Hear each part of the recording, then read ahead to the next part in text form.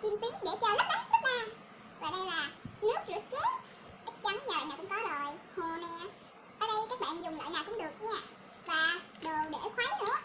Và còn hai nguyên liệu nữa, đó chính là cái hộp để mình đựng cái phấn. Đựng một bên là mình sẽ đựng kim cảo rau thịt chế bột, một bên mình sẽ đựng giống như là trộn lại, nhiều khi nó bị dính. Đây là phấn rơm.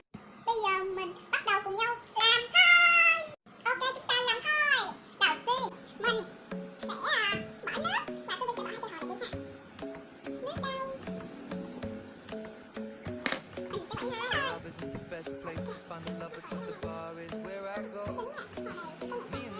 At the table doing shots, tripping fast, and then we talk slow.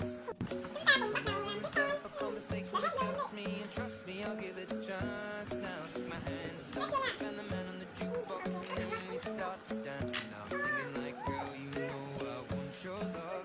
Your love is only for somebody like me. Come on now, follow my lead. I may be crazy, don't mind me saying.